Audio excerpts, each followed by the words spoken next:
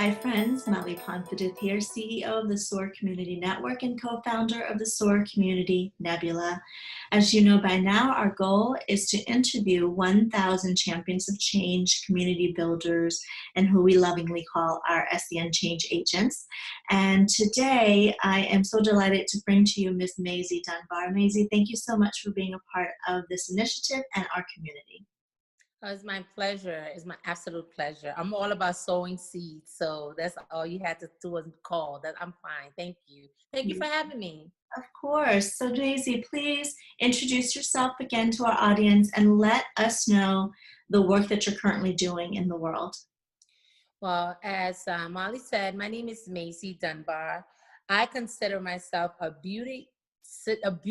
global beauty citizen, as well as a beauty ambassador. The reason why I said I'm a global beauty citizen is because of my gift and my trade that I have. I've used my gift and my trade to empower women and the youth worldwide by giving them beauty skill sets in terms of mothers, to give them the beauty skill sets to get jobs, to prepare and take care of their families.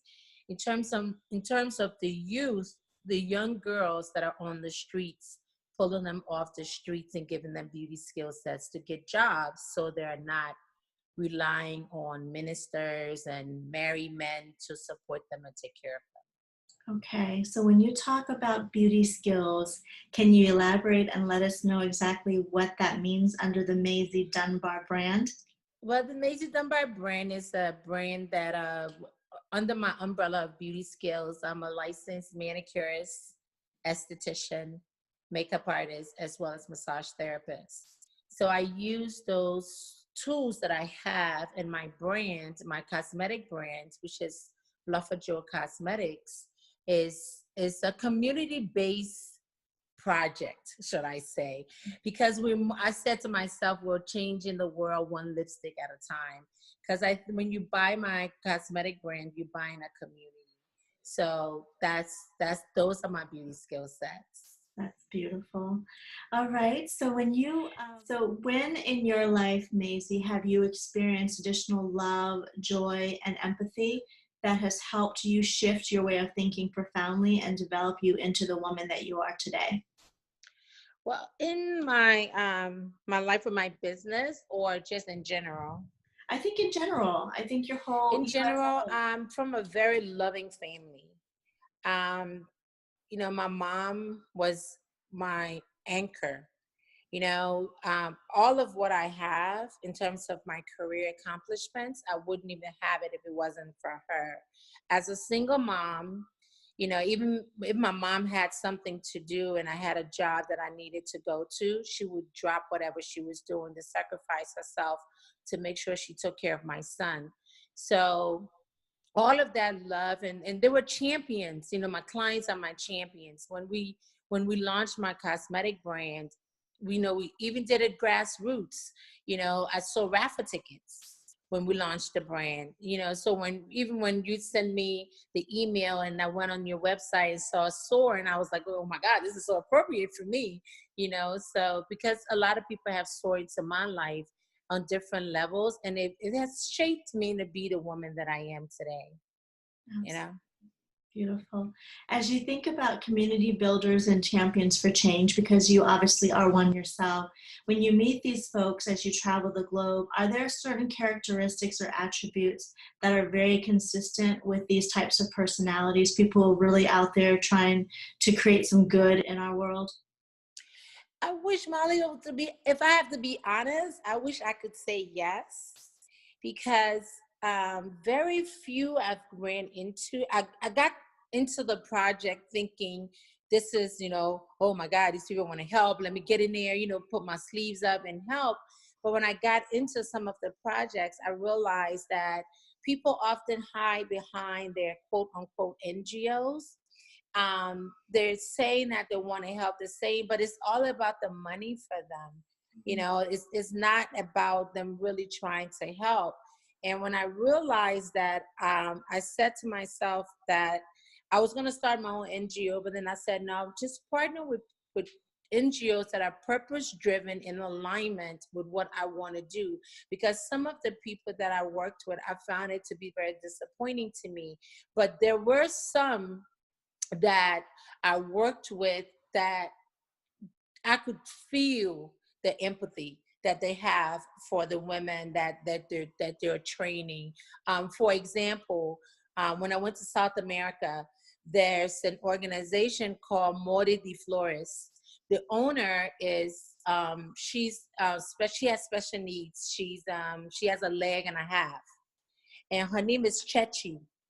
So she is a fashionista to the core. So what she does, this woman has no money, literally no money. They brought me in. I didn't even get paid for it, but they brought me in to train their women, and I didn't realize that they didn't even have money to sometimes even buy food for the women that were coming in for the training. But you would never know it because of the way she carried herself, because of how committed she is to these women in compromised neighborhoods. So she brings these women out of compromised neighborhoods and they make these flowers. And Mori de Flores, I think it's called fashion flowers or something like that. And they sell it. They make bags and this, that, and the other. And they sell these accessories. And that's how these women are able to earn money. And once a year in August, she does a fashion show for disabled people in Colombia. And she's just, I mean, she is so driven and she just does it like effortlessly. You would think she have all this money because of the way she does it. So with her, I told her, I said, anytime you need me, I'm here. And I was there for 3 weeks helping her ladies. You know, some of these women, Molly, had to walk for an hour to come to class. An hour to class, an hour back. Some of them were in wheelchairs. I didn't even know the ones that walked.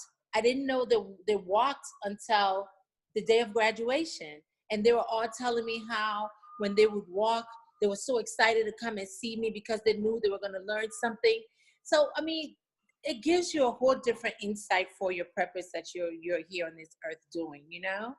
Yeah, it changed my life, actually. It really did.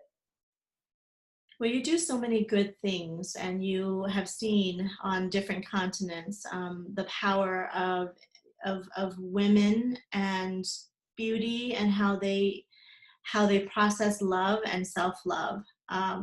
So when you think about other movements and causes, can you share what other causes matter to you and how you're utilizing your business, your assets, your skills to move those movements forward? What are some other examples? Some of the other causes that I work with is the youth empowerment and youth leadership. And one of the things that before I went back home, I'm from Liberia. Before I went to Liberia, you know, I heard, you know, an awful lot of, you know, you hear a lot of positive, you hear a lot of negative. So I heard a lot of negative things and I just filtered through the negative things. And when I got there, what I realized is, one, the universal language is love. Two, people want somebody that can relate to them and that can accept them, you know, not that can talk to them, not talk at them. Mm-hmm. So, and three, people want you to give them a chance. And that's what I learned from the youth of Liberia, that they want a chance. They want somebody to give them a chance. Not to say that it's easy, not by any means, because of the mindset. And I also realized oftentimes it's all in their minds as well, their mindset.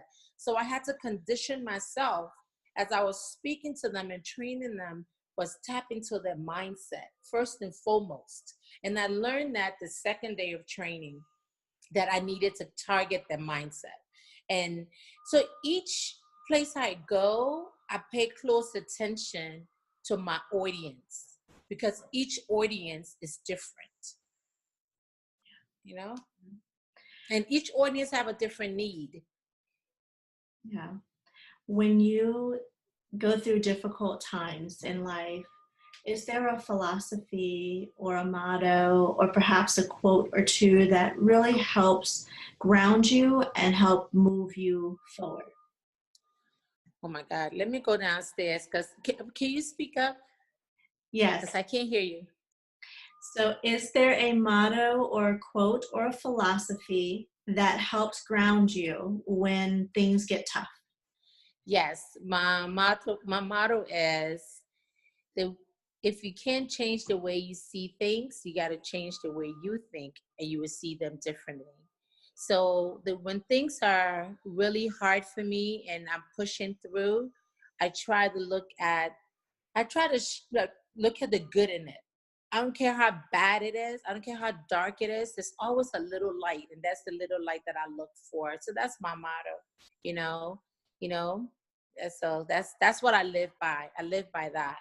That's Yes. great. Well, I have one final question for you, Maisie, and Yes. that is, what does a better world look like through your eyes? What's what? What does a better world look like through your eyes? Oh my God. What does a better world look like in my eye? Do you think that would ever exist? Oh my God, that would be awesome. Let's stream it. Let's stream it and see if we can A manifest. better world in my eyes look like a world that people would not judge, people will not see color, people will not try to affiliate you because of who you know or what you know. People would just be very organic about helping each other. People will be free to empower one another without expectations. I know, I mean, I got this whole, all these things, that's what a better world look like to me. People will love without conditions, you know.